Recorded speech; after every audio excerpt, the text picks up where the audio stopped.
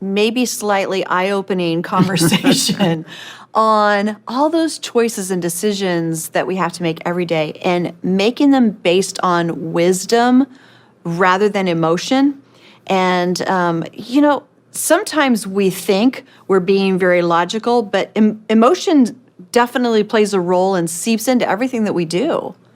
Well, I think the point is, depending on how bad you want something, that's when you have to be the most careful about your emotions. Because if you want something so bad that your emotions are involved in it, it's very easy to talk yourself into it, especially if it's something that, say, is not, it's not sinful. It's not a matter of, would this be wrong in God's eyes if I did this? Right. And so I think the best way for me to get my point across is to tell a story that is a little bit embarrassing, but I think it'll make the point. Now, all dog lovers will understand this. If you're not a dog lover, they'll still get the message. But I had a dog growing up, and then when my kids were little, we had a couple different dogs. And then I had a dog, she lived like 12 years. Her name was Duchess, and she was just wonderful. And then when Duchess died, I got another dog, and the trainer said he specifically picked this dog because he thought it matched my personality. Well, the problem was she was a nightmare. I mean, I hope I'm not as stubborn as that dog was. Exactly. Finally, a professional trainer said this dog cannot be trained. Wow. So I had to give her away. Well, I don't want a dog that matches my personality. Yeah, I want a laid-back, quiet I want dog. one that's going to lay on my lap and not require too much, just love me and lay on my lap. And so I waited a while, and then I got another dog, and it was just turned out to be too much for me. And I had that one, I think, close to a year, and then I ended up giving her to somebody here at the office that was a real blessing, too. And so then I wait another bunch of months, maybe even a year or two, and I still want a dog, so I get another dog. And after a while, it was like there was too much for me. It was just putting pressure on me. And so I said, I will never do this again. But 2-3 years go by, and then I start in again. I want a dog. So I had the idea that if I could get a trainer to keep this dog for several months and potty train it and train it, to be obedient, right, then I could handle it. So I found somebody that said they would do it, and she kept the dog for 4 months, and not too long ago, we had a picture of her on social media. Yeah. And him, he was a boy. I kept calling her because I've had girl dogs a lot. And it just started putting pressure on me. And this was, you couldn't have asked for a better dog. I mean, this dog was so good. Just, I only had one accident in the house the whole time we had him. He played by himself good. He was just good. But it started pressuring me because when I would get ready to come to the office to do TV or something, I'm thinking about what I'm going to teach, and in the meantime, I'm trying to gather up all the stuff I need to take the dog to the dog sitter, and you got to get the food and this and that and something else, and you got to, I was getting up real early in the morning to let him go to the bathroom, and then taking him out several times a day, and then, I go to bed pretty early. I like my quiet time in the evenings, and he wasn't necessarily wanting to go to bed that early, so that became an issue. And long story short, I ended up making the decision that it was just too much for me to have a dog, just simply because of my lifestyle, because I travel a lot. I'm here, I'm there, I come, I go, I come up here, I go somewhere else. And so when it was all over and I'm, praying about it, I got a really good lesson about how emotions can really make you override wisdom. Because I actually found in my journal from earlier this year, I had written, what are the pros and cons of me having a dog? And I had a list of like 14 reasons why I should not have a dog. And only maybe one or two things that would have been for it. And mostly it was just like, I wanted it. That was it. Yeah. I just wanted it. And I wrote everything that I was having a problem with, I wrote it down, but I forgot all about that because I wanted it. Sure. And I hope somebody's listening to me today, because just because you want it, see, it's not a sin to have a dog. God, he don't care if I have a dog or if I don't have a dog, but it just wasn't wisdom for me to do it. So I think the lesson that I wanted to bring across today is that you have to really be careful when you want something in a really strong way. And I had a little check in my heart the whole time, and I know better. I mean, I know better than to do that. And I'm not a real emotional person, as you know. I don't fly off the handle and do stuff just out of emotion very often. But because I had enjoyed that dog that I had for so long, so much, my daughter told me, she said, you don't want a dog, you want Duchess back. You're not going to get him. Anyway, you can apply this to any situation in your life. But the point is our emotions can really get us in trouble. It gets people in trouble financially. It sometimes. Yeah, that's a great point. I want to spend this money because I want this, even though I don't have it. Yeah, and even when you go out shopping, I mean, the salespeople, and bless their hearts, we need salespeople. They're wonderful, but they're trying to make a living, and so they're. You look great in that. Oh, you need that. That looks so good on you, and it's on sale, and this is the last day it's going to be on sale, so you need to get it now, and that's when you especially need to be careful when you got to do it right now. Yeah. If you got to do it right now. That's true. I remember a situation where I was wanting to watch, and I saw a watch. I love the watch. Anything under a glass case with lights on it. It's just perfectly laid out. It does not look that way when you get it home. I mean, it was still pretty, but the way they look under the glass case is so much different. Well, this salesperson is pressuring me, if you 20% off, but you got to get it now, the store's going to close, and blah, blah, blah, blah. But that time I did use wisdom, and I said, well, if I want it, I'll come back, but I'm going to take a little walk here and think about it. And while I was walking, I saw a suit in the window that I liked. And I went in and I tried that on, and Dave said, oh, man, that looks good. And it did really look good on me. And so then I was going to buy that, and then I thought, nope, I'm going to think about it for a minute. And so I took another little walk. And the interesting thing was I decided I wanted the watch, I wanted the suit, but I only had money for one or the other. And I ended up deciding not to get either one because I wanted to keep my money more than I wanted either one because I didn't want to be broke. Right. And that would, if I would bought either one, it would have put me in a place where I wouldn't have had any, it's just like spending money, like if I want to buy a little of this or a little of that or a little something else. And so I did the right thing then, but this time I did the wrong thing. And I know, like, you have a dog, it doesn't seem to be any problem, but is it a challenge ever? Oh, anyone with a dog can say there are benefits, but it's a lot of work. I mean, I love having our dog, but I'm not in the situation that's exactly the same that you are. Right. And it really does have so much to do with how much you travel and how much you have to concentrate when you're writing and preparing for teaching. So we're all so different. It also has to do with your age. Oh, I'm sure that's true, and I've gotten just a little bit older.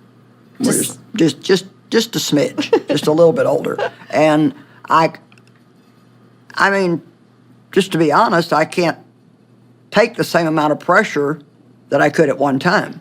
I mean, when I was your age, I could do 6 different things at one time, and I thought it was fun. But now I don't multitask as well. I need to be able to keep my mind on what I'm doing. And so it was just hard for me when I was trying to remember everything I needed to bring up to the studio to do TV and thinking about what I was going to be teaching on that day and then trying to think about what all I needed to take, for the dog and blah, blah, blah. So let me ask you, what Because I know how much you love dogs. I love dogs. I love animals of any kind. Yeah. I'd probably be happy to have a cow. That would be some work too. I love to pet fur. I'll get you a nice pillow or Yeah. something. But what will you do differently when this urge comes back? Well, I cannot. I can't. And I've told my husband, if I ever do this again, tell me no. I've told my daughter, who helps me a lot, Yeah. if I ever do this again, tell me no. Now, the only way that I would ever do it again would be if I was home all the time.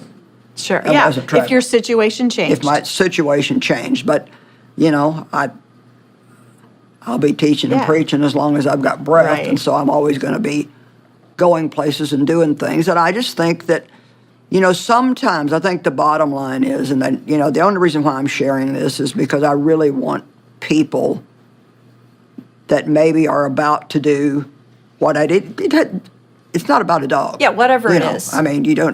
some of you can get a dog and it's going to be great and it's worth you to do that. But some women marry somebody because they're afraid they're never going to have anybody. They want to be and married. They want to be married and they feel emotional about it, but they have a check and they're not using wisdom. Mm-hmm. Same thing with finances. People buy things that they really should wait on. They should wait and save the money. It's not Yeah. something that they need to buy right then.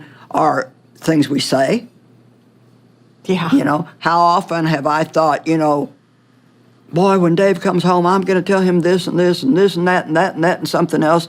And God has taught me over the years that when you need to talk to somebody about a problem, there's a timing. You need to pray first, and there's a time to talk to somebody and a time not to. You don't talk to them about a problem when they're tired. You don't talk to them about a problem the minute they come in the door from work. Yeah. You pray and you pick the right time. And so wisdom is doing now what you're going to be happy with later on. And so we have to think about everything that something is going to entail and not just do it because it's something that we want. Yeah. I think you said some really key things in there. Wait. Yeah. Don't be stirred by urgency of emotion. Right. And pray and ask God for wisdom to help when Right. we really need it, when we're feeling weak, especially. Well, and I think this lesson will help me in the future, and I think that it will help a lot of people listening. And like I said to some people, they may have, I know people who've got 3 dogs and 4 cats, and, they're... Yeah, it's not that. They're just fine with it. It's not about, you can have all the animals you want, but somebody suggested I get a gerbil. I didn't want to do that. But I think the point is just because I wanted it, I think God had to give it to me because everything was perfect. I prayed for God to give me the perfect dog. And, how many trainers are going to take a dog and keep it in their home? And this woman, she said, I would have never done this for anybody, but I just felt like I should do it. And she didn't do it because she was a Christian and loved me and loved my teaching. God put it on her heart to do it, and Yeah. she did it. She didn't know it was God, but she had a desire to do it, and she did it. And so I felt like everything was just falling into place. But still, even right down to when I took the dog, I'd have these little, and I wonder if I'm doing it right.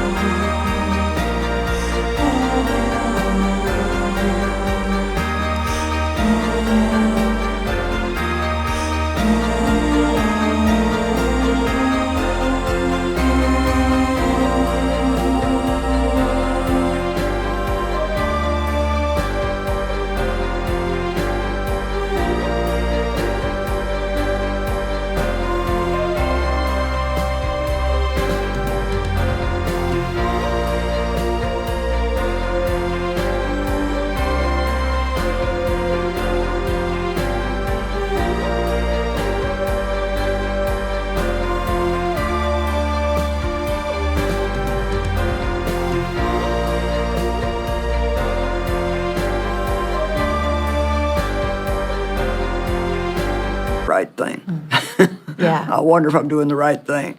And so I've just really learned that you cannot go on emotion. You have to really make sure something's wise Yeah. before you do it. That's really helpful. It's a great conversation because you're right. Whether, some people are more emotional than others, but it doesn't matter. When you really have a desire for something, some of that wisdom can fly out the window if we're not really Well, the really thing that's careful. interesting, like you said something important, like some people are more driven by emotions. Certain personality types, like the sanguine personality, they are much more inclined toward emotion and emotional decisions. I'm a choleric type A, and I'm not. And I've made the same mistake Sure. 3 times now. You'd think that I would have learned a little bit quicker, but see, I would let enough time go by in between that I would Yeah. forget the last, Right. crazy thing. That's why I've told other people to hold me accountable, so you Yeah. can help too. If I want a dog, say, no, Joyce, remember when. Here's what we'll do. My Sir Winston is always ready to come over Yes, and give you yes. some snuggles and pat.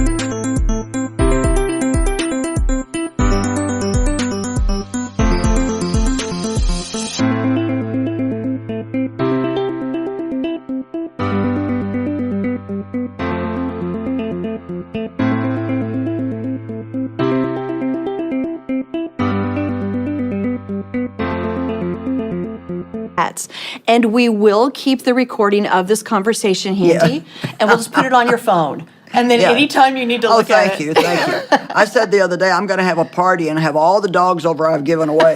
I think that I have a second job, and it's buying dogs and giving them to other people. And so... Well, that's a blessing, But too. he's got a great home now. He's with 2 more dogs and a young girl that's like 17 that just absolutely adores him. And Yeah. so he's, really, to be honest, he's better off where he's at than he would have been with boring old me. And this is a great lesson for all of us. Yeah. So a good